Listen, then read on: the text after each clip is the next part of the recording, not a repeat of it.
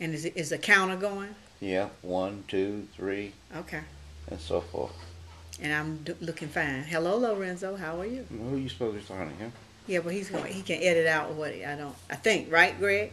Yep, I can edit out everything Okay. that we don't need. So Now, and let's you just get leave it and so I running just now. need to If talk it's loud enough. running and your face is you're in the frame and the lighting is decent, we're good to go. Is it good lighting? Good lighting. Everything is good. You stop moving. Okay. All right. You good to go. Okay. Okay, good. Thank you, Linzo. You're welcome. One more thing. You're gonna need to come back and check, Lo, when you finish closing up the cats and making sure that door. 'Cause we can't have any background noise. So Yep. okay. And so we'll just let it run while we work through this. Okay. So I need you to once you get up here, Lo, you might have to take off those flip flop shoes. Okay. Okay, Greg, I'm ready. Okay, so let me just, and I don't mind the cameras running. Don't worry about. We're not using up time. It's fine. Mm-hmm. So I have 6 different areas that I think you could be helpful on the website, and we're not certain which of these we've used. But let me say them to you, okay? Mm-hmm. One is so these are all coming off of the new website map, where we're going to have tabs for all these things. Mm-hmm. One is our work with government agencies, public agencies. If you've done any of that work, we're going to have a consultant explaining how we work, with different sectors. Obviously, the history of visions, the trainer program that you ran at UW. Mm-hmm. We want to explain what train the trainer even means. We want to explain what coaching is. Mm-hmm. We would like to explain what assessment is. And you don't need to do all these, but these are all ones you obviously could do. Mm-hmm. And we're shooting for videos that are, 1.5 to 2 minutes long. So these are kind of. And do you need me just to do one of these areas, or I'd two? like you to do as many as you're willing. Okay. Well, out of what you've named, I'm comfortable doing history. I'm comfortable doing train to trainer. Okay. I'm comfortable doing assessment. Those would be my strongest, and I can do coaching if that would help you. But you probably got other people who can. Okay. But I'm happy to do it. Do Okay, coaching. No, it's just training and assessment. But the other thing in this, Angela, is, if you are answering the question, then you actually, some people have, like Susan Ehrlich at Shaman the other day, she was talking, she said, let me start over, and she really got her thoughts clear, and then she spoke, in a way that we got a strong minute on something. Mm-hmm. So it's fine if you hear yourself speaking to think, I think I have a different way I could say that would be, the way I want it. Mm-hmm. So don't worry about backing up to that way. So why don't we start with the history of visions? Mm-hmm. And why don't you tell people in one and a half minutes, like, from your perspective, what is the history of visions? How was it founded?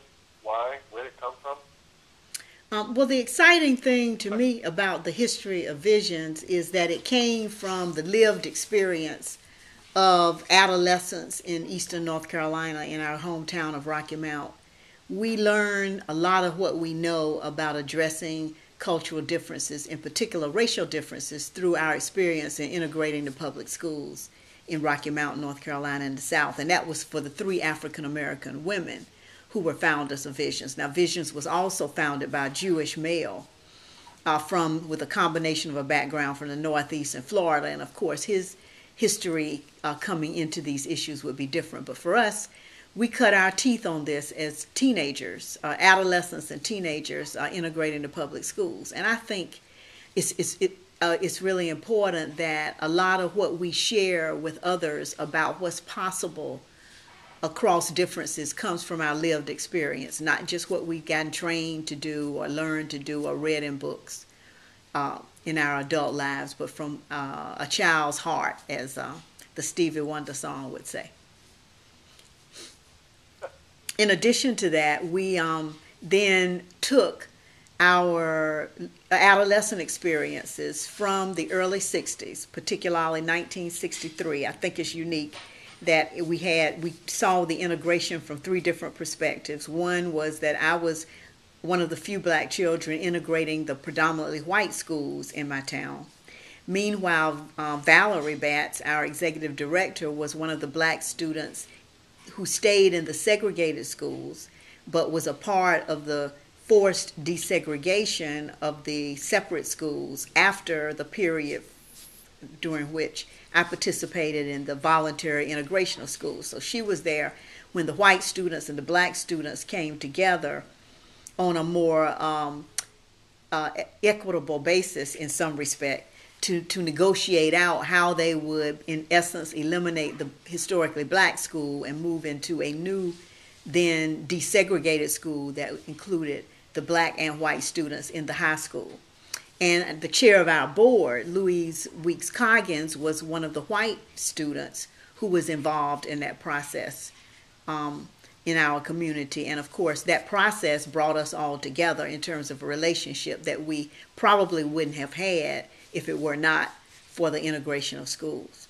And we all went on to go to the University of North Carolina in Chapel Hill and continue those same processes of being often the first of a few African Americans in the university in our various classes, and then in our professional and educational careers in graduate school, in my case law school, in Valerie's case graduate school in psychology, and then into our professional jobs.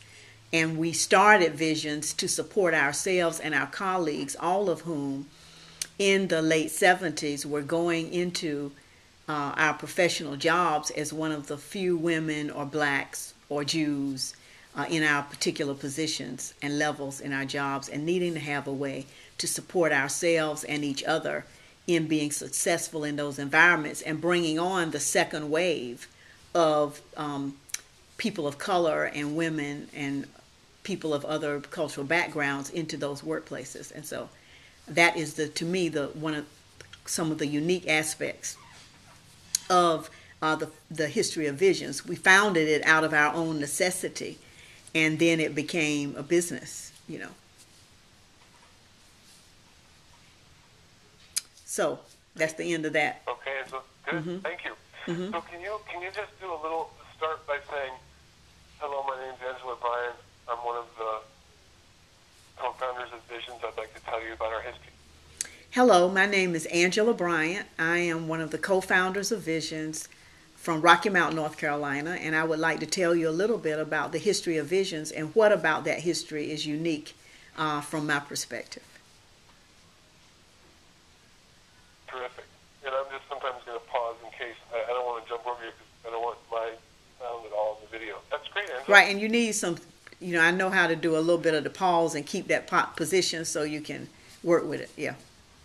Yeah. Great. Okay, that sounded really good. Thank you for that. Lorenzo, when you get a chance, will you come back and check me and make sure I'm still in the right position? Yeah, and just make sure that thing's still running. Yeah, and they're still running, Lo. I don't know if you can hear me. Lorenzo, I need you to come back and check that it's still running and I'm still in the right position periodically. Okay, Greg, what would be next? Okay. Did you say that, would you be comfortable talking about our work with public agencies, or have you not done much of that work? I've done some of our work with public agencies, and it's been very exciting. I mean, I think one of the early clients I can remember was our work with the Durham Department of Social Services. As one example.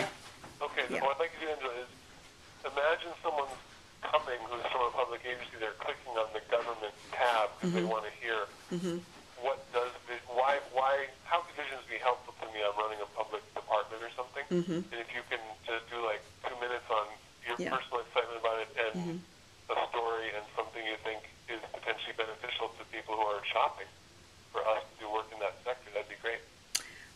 Visions, let me think. Yep.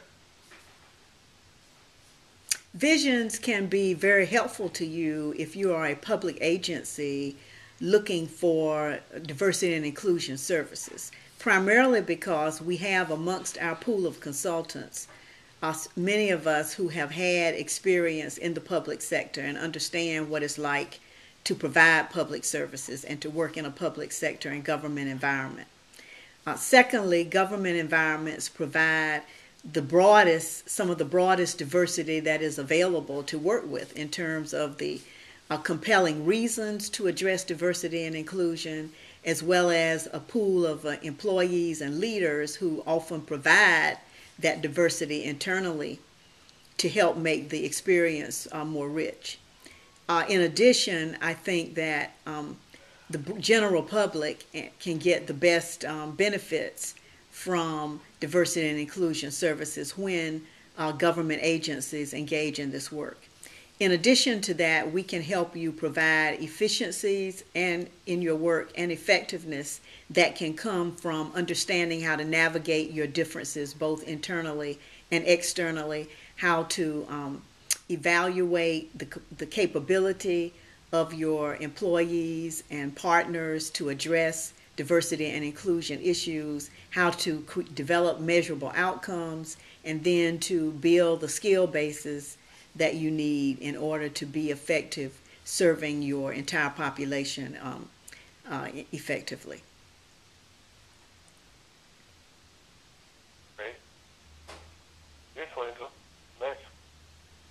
Okay, so let's do train the trainers. So this would probably be people who have had some visions exposure, who we would say to them, you might want to consider this, and they might read a little write-up on this, but then click on this video to hear, like, what is Train the Trainer and why, what kind of value can it provide from an organization?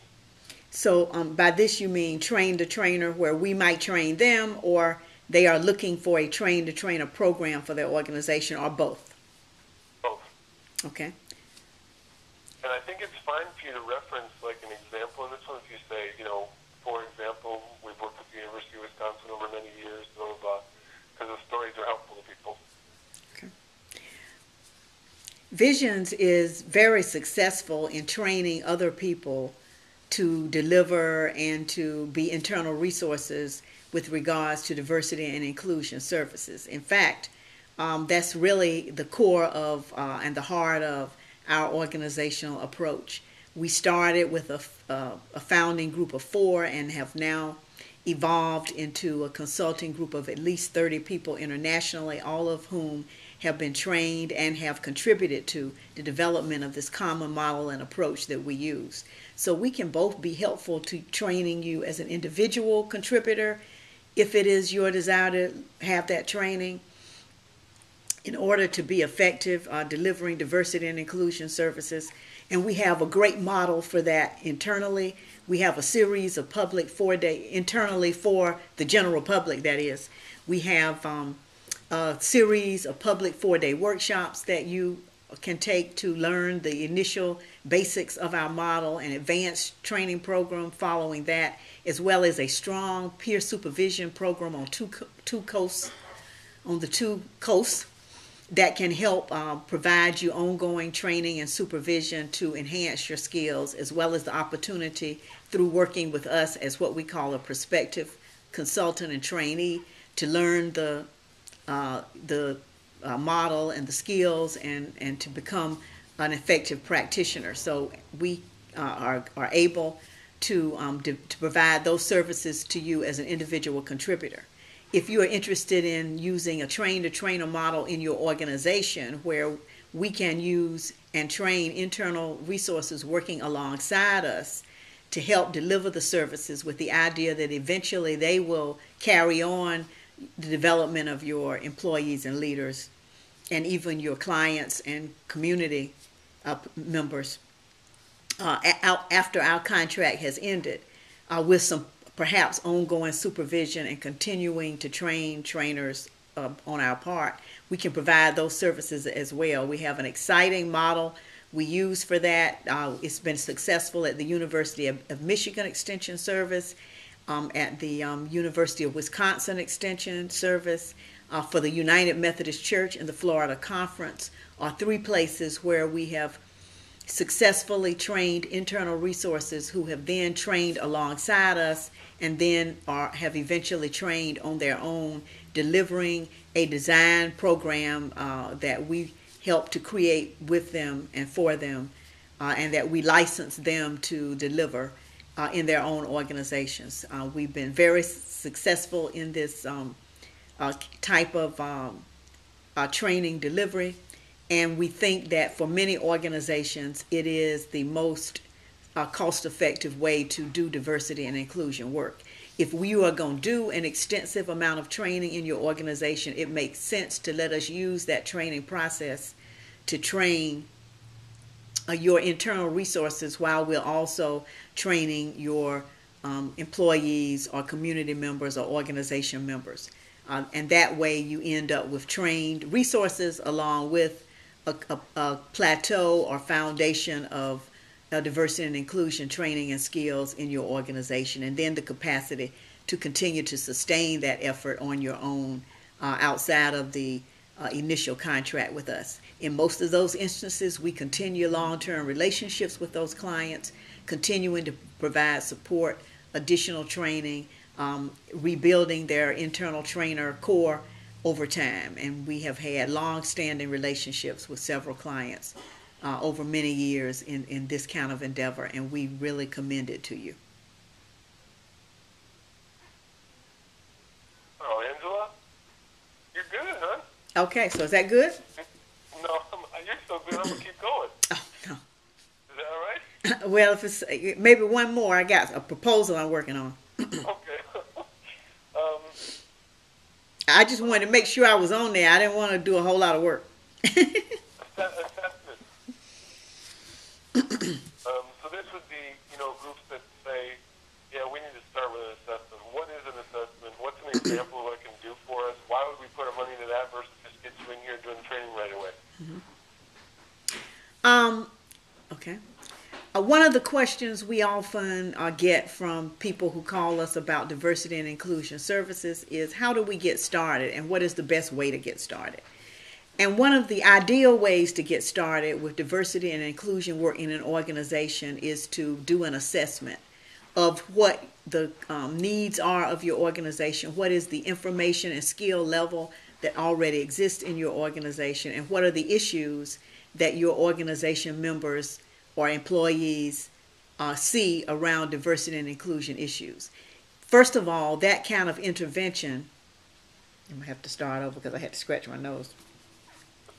First of all, that kind of intervention, the intervention of an assessment, is actually a training intervention in and of itself, because often we like to do that kind of assessment through a focus group model, which means we get to sit down and meet random numbers of your organization members or employees in focus groups. We get to ask them questions about what their thoughts are about diversity and inclusion in your organization, what is working well, what could be improved, what is happening at each of the 4 levels, at the personal, interpersonal, cultural, and institutional level in your organization as it regards diversity and inclusion issues, what improvements or recommendations do they have, and what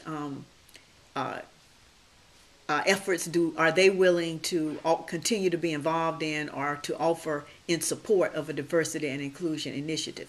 This kind of engagement with a core group of your employees or organization members not only gives us information about the thinking and feeling and experiences of people in your organization, but it enrolls them from the beginning in the initiative as well as in a relationship with us as the service providers.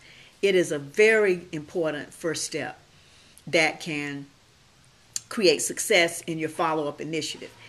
We then make a recommendation to you based on that information, and then tailor and deliver services to you based on what your members and employees have told us.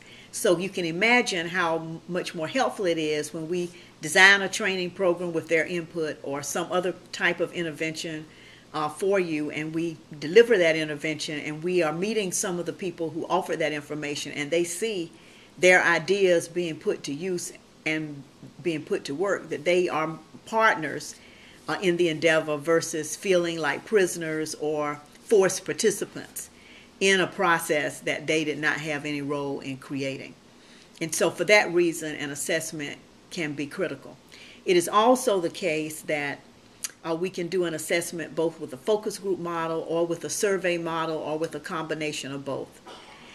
And it's also the case, I want to say, that when if resources are limited or in smaller organizations, that we can also assess through an initial training approach. We can set up an initial training with a core group of key leaders or key interested employees and provide skill building for them, while at the same time gleaning from them the issues they see, learning what they experience and what they feel about the issue, and building relationships with them as a service provider. So in some smaller organizations, starting with a core group of employees and doing training in lieu of a focus group, but gaining focus group information in that process is also a way to go. In addition to an assessment, we also recommend having a diversity council, task force, committee, some core group of leaders and a cross-cutting group of employees or members that will take the internal role of leading diversity and inclusion issues and partnering with Visions as your service provider and with the organization leaders to accomplish the goals of the initiative. Both the assessment and a team of diversity, internal diversity leaders that is a cross-section of the organization, both those ideas and